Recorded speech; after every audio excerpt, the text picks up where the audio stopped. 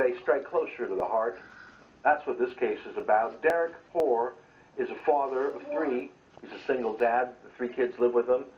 And one of his daughters, Ayn, is autistic. Well, one day Ayn left home, and for 3 hours, Derek didn't know where she was. She was found safe and sound at a neighbor's house, and everyone was relieved. Well, not the government. And a few days later, they came and seized Ayn, an autistic girl, and took her away from her dad, claiming he couldn't handle it. He was overwhelmed. And without a day in court, seized his daughter. We're joined today on the line from Vancouver by Derek Hoare, the father of the girl. Thank you for joining us today from our Vancouver studios. Thank you, sir. Now, the fact is I just put them forward. Is that an accurate retelling of the story that's hit you? Roughly, yes. I mean, she did go missing. I phoned the police probably about within 20 minutes after searching the house and yard. And she was found in the backyard of a neighbor who happened to be napping on a Sunday afternoon. I was told to wait in the home while the police did their search, and they found her safe and sound and returned her to me. And so, I mean, I can imagine how happy such a reunion was. It must have been terrifying not to know where your daughter was. But that wasn't the end of the story. Tell me when things went from bad to worse. Tell me when Child Services got involved.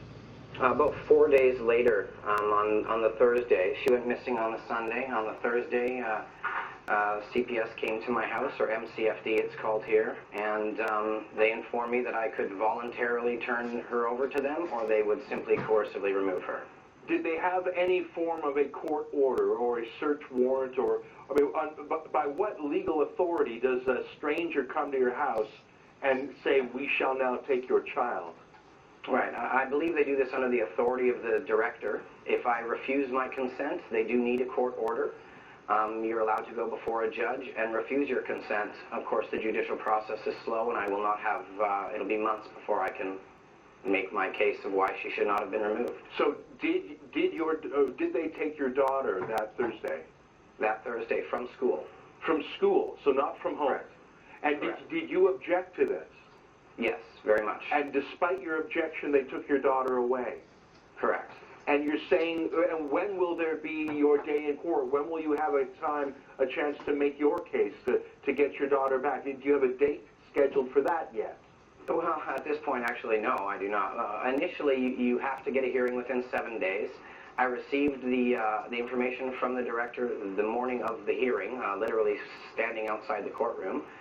We had to adjourn at that time to at least look at the documents. It was rescheduled to last Tuesday, where I did say I do not consent. And now they're trying to find a court date to allow me to make my case. It may be as far into as December. Now tell me again, how old is your daughter, Ayn? She's 9. And she's autistic. What news do you have on how she is doing? In whose care is she? Is she in a government institution? Is she with a private family? Have you had any contact with her? I've had no contact with her. For the first 19 days, I did not hear anything. On the 19th day, they phoned me and said she had been crying for me, and could I please bring them in a picture of myself to help calm her. I did do that and spoke with them at that time, and I've requested throughout this to get written reports on how Ayn is doing. Last night at about 11:15 in the evening, I received my first report. Ayn is carrying the picture of me around with her, and they have added a 3rd drug. Added a 3rd, so they're medicating her. Was she on any medication when she lived with you at home? No, Ayn does not need medicine. In the home, she's a very well-behaved girl. So what are they prescribing? Well, in under 70 hours, in fact, after her removal, she was removed on a Thursday. By Sunday, she was on drugs. She's on Respiridol.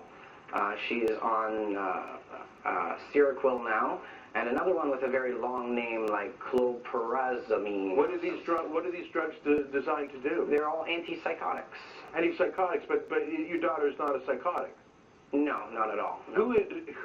Is there any way that you can expedite this, that you can get into court on an emergency basis? Do you have a lawyer helping you? I do have a lawyer. There is no way to expedite the judicial process. And of course, as you know, Ezra, due to separation of powers, we don't really want politicians or the media influence the judiciary. However, the ministry itself has the power to return her to me at any time. And through case conferences, or if the director becomes aware that in fact Ayn did not need protection, she could be returned to me today if they so chose. Well, let me ask you this. In your daughter's history, has there ever been a complaint upheld against you? I know I'm asking a personal question, but I'm trying to understand. Oh, not at all, yes. Has there been any medical reports showing that she is not being well cared for in any way? Well, there have been complaints in the past. As my daughter is autistic, she tends to take off her clothes. So neighbors have complained that she's outside and has taken off her clothes, which of course I certainly endeavor to keep my daughter's clothes on. A medical report was released from the hospital and clearly states that they have fully examined Ayn and there is no sign of abuse and no sign of neglect, that she is a healthy 9-year-old girl. So if there's no signs of abuse, no signs of neglect, if the hospital has given her a clean bill of health, if there's no evidence whatsoever, why the hell is she not back with you now? That's a great question, sir. I do not know that. Well, what is the government of British Columbia saying? What is their, sum it up in one sentence, what's their case? What's their rationale for keeping Ayn away from her dad?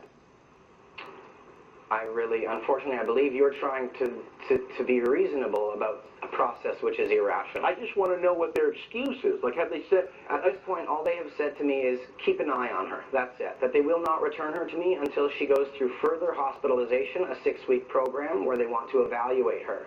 In your opinion, what kind of damage, either psychological or other health damage, will this absence from her home do to her?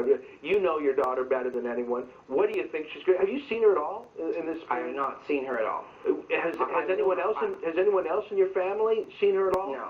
No one has been granted access. If and or when I am granted access, I won't go see her for exactly the reasons you just stated. I believe that it would cause permanent damage. Ayn right now believes I'm trying to rescue her. Ayn believes I'm going to come save her, and I will.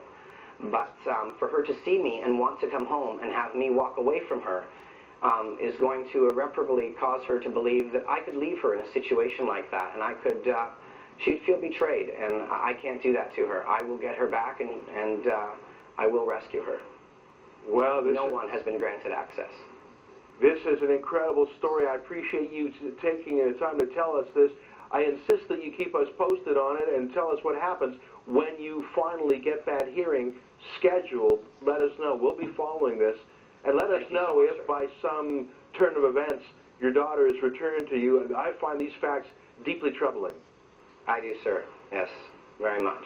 Derek Hort joins us from Vancouver, where he tells us about how his daughter, Ayn, has been away from home for so long with the scantiest of reasons. No reasons, in fact. Very troubling. All right, we have to change subjects and move on. Coming back after